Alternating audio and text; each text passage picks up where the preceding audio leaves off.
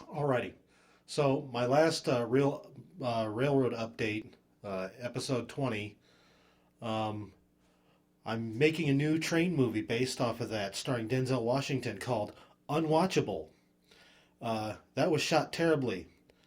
I'm never ever going to do that again. I'm never going to point a camera at a TV screen again. I promise I will buy a capture card. So, in the meantime, I decided to remake that with the same narration, edited for the purposes of cleaning it up a little bit, and used intercuts and still images and a little bit of animation in order to better describe what the intention was in laying out the new track plan and how that's all going to go together.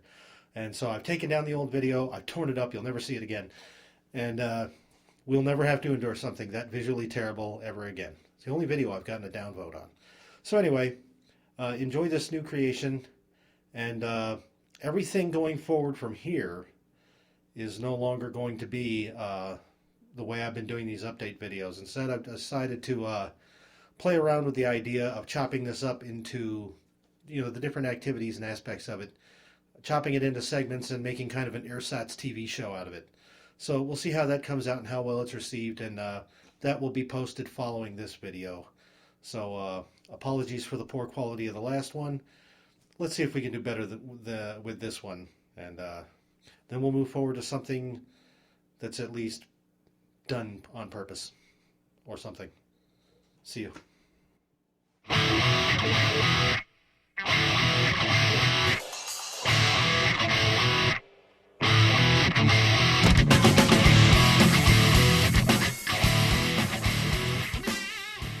I'll be intercutting this with still photos of prototype locations when it becomes applicable, just so we can see some of the reasons behind my redesign of this. But we'll start in the brewery area. You can see we have a much different track layout here, doubled the shipping and receiving capacity.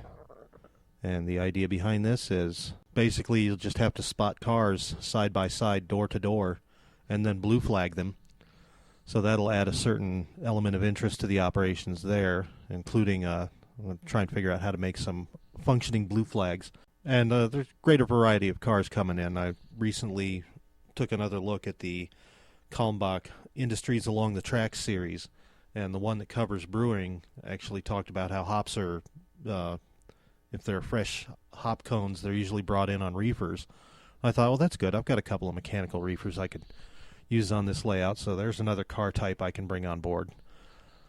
And of course, just having a greater number of box cars and the operational interest of spotting them side by side and so forth just makes this much more appealing.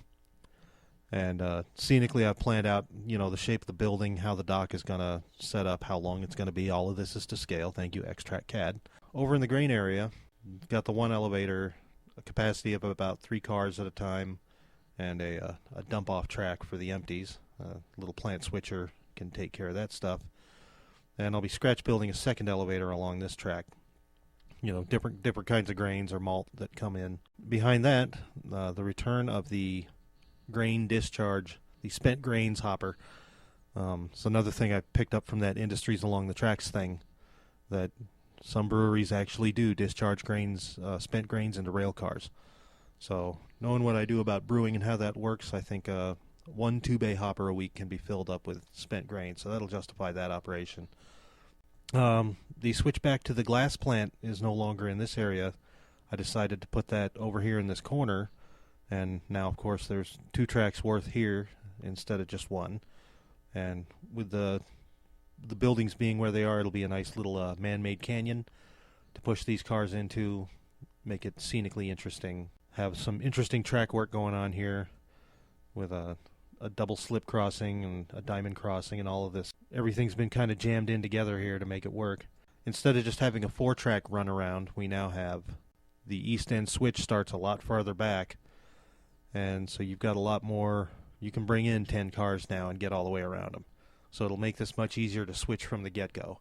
Of course, I planned for paving and structural elements, where the guard shack is going to be, where the parking lots and the entrance and everything is going to work. See, I've already got a good reason to at least rebuild one portion of the railroad, if nothing else.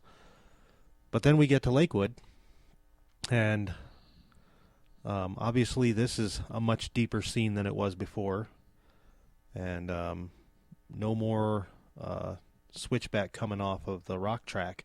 Instead, we're just going to have the switch come off the main, hit it at a diamond crossing, and straight into West Metro Petro, which of course has more room to model the tanks and the offices and truck loading stations and stuff like that. So this will be a much more interesting scene. Pioneer Sand and Gravel will be much more interesting, having it partially underneath the Harlan Street Bridge, and then of course the rock pit itself being below track level, so you got like 3 levels of scenic interest taking place there. Then of course Weicker Transfer has twice as many tracks now. This will probably be a boxcar dock, so boxes, reefers, anything that needs a forklift to get up and inside of it, have a nice little dock to do so. And then this track will be the just the flat area. If you're unloading a lumber car, probably come up with some kind of a crane or something too to unload steel coils. This is all stuff I've seen happen in Denver at reload facilities like this, so I feel like I've got a pretty sound prototype basis for that. This is one of the first areas in the track plan that has a prototypical representation, which we will throw up here. As you can see, there's, when it comes west of Sheridan, enters Lakewood, and eventually has this kick out, and then straightens out again on the prototype as it crosses Harlan Street.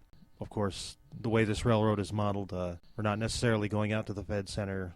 This line exists to serve the brewery, so instead it curves and goes that way. But otherwise, it's in terms of its location, it fits pretty well. Once we get east of Sheridan Boulevard, now we're in Denver, the 12th Avenue street running. I feel this is going to compress pretty nicely, have some houses and things like that right here. So, something I like to call trains behaving badly. You've got a freight train rumbling down the middle of a residential street. Definitely another good reason for redesigning the layout, because that is a key scene that I really wanted to have. And if I had spent more time on the track plan, I probably would have had this and I wouldn't have to rebuild. But another unprototypical but necessary curve. I'm probably going to take this creek and float it underneath the tracks and back again, because it did do that on the prototype. So, and that'll give me an excuse to model some more small bridges or culverts or what have you. Now we're at the Federal Boulevard overpass, and it's in proper alignment with the rest of the universe. Put up a picture there and we can see how from the Platte River crossing Decatur, kicking south a little bit, and then heading under Federal, pretty close to the prototype. This is one of the legs that connected the West Side Line with the associated railroads. And in fact, after this bridge washed out in '65, that was how you accessed the associated railroads, was via this Y leg. So I've left that in there. Of course, on my railroad, we rebuilt this bridge because I like the scenic interest, and I wanted to use this area at Myrtle Place where the old yards used to be. Now this is the coal yard for the power plant. Unloader and everything will be right here, 5 or 6 cars at a time. And the little public service switcher, grabs a cut, pushes it in there, draws it out as they unload, stashes the empties, grabs another 5 cars, and you do that 3 or 4 times and you finish the train. And then the CNS will come and give you a new train and take it away, take the empties out. And we can see that the yard throat now is on the east side of I-25. That'll, moving all that whole arrangement back, I think the neck of it's as much as 5 feet from the original location. So that gives us at least another 4 feet of room on this end. Instead of hitting the staging yard, we're hitting the joint line right at the Intermountain Junction. This used to cross the line at a grade right there. Instead, it just joins up. There's no need for the connection to Burnham, as we'll see in the next prototype shot. Instead, just comes around here. I think on the prototype too, this leg actually kicks out towards the south, but that just wouldn't be practical to model it that way. I do need this to have some kind of flow and continuity into the actual staging area.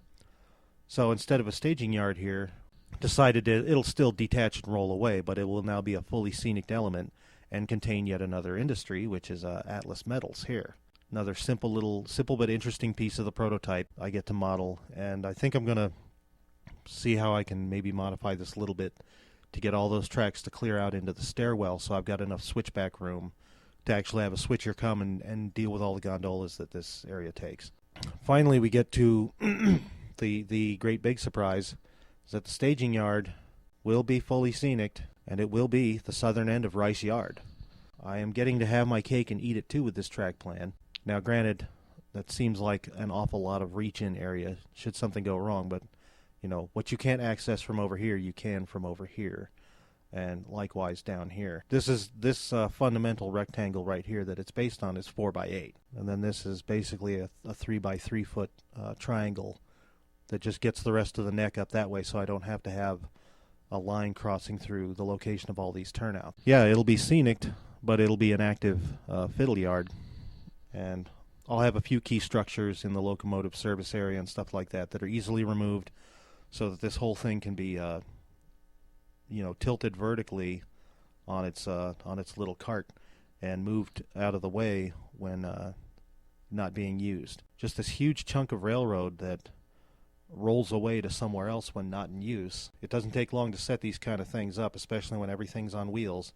And, put the quick plugs together to establish the power bus, and you're in business. When I said I got a longer mainline run, it means trains are leaving from here now instead of over here. So I got all this extra room between those two areas that is theoretically scenic and operable and everything like that. And it just didn't make sense with the old plan, where you've got one classification yard here to disappear off the layout to another yard here. It's like, why not just put this whole thing out into the room? So I think this is a much better design, even though cumbersome. I've worked out some engineering tricks that will make this feasible, especially when trying to move the movable staging yard pieces in and out of there. So really the only pinch point is right here, but that's not really a place that anyone has to stand. That's purely transitory. You're taking your train out of the yard, you're through there, and you're on your way. Dispatchers, yard masters, and other kind of standing crew have this area and around here to work with. So anyway, that's the that's the new track plan. I think it's going to be a beauty, and like I said, it's going to afford me a lot more operational interest. A lot of the scenes are close to the prototype. I get more railroad out of it, and construction-wise, it's just going to be a lot better. Just generally giving it a much more flowing and easy look on the operating area of it. Other thing I'm doing is limiting the length of the modules now. Most of them won't be any longer than 6 feet, except for the brewery module, just because there's so much going on there. I didn't want to put a joint somewhere where it would affect a turnout, so it's keeping its long length, but it'll be the only one. So anyway, that's the new track plan. So I am super excited to get started on this. I'm going to have to, I'm going to throw down for some new track. I'm going to try and recycle as much from the old railroad. But I will have to buy some new things, so we ain't going to be starting this next week, but hopefully by summertime I'll have trains running. So if it's February 17 now, hopefully by May or June we'll start to see this coming to fruition. So anyway, that's the layout update and start of something new. I'm Mike Lindsay. Thanks for coming out.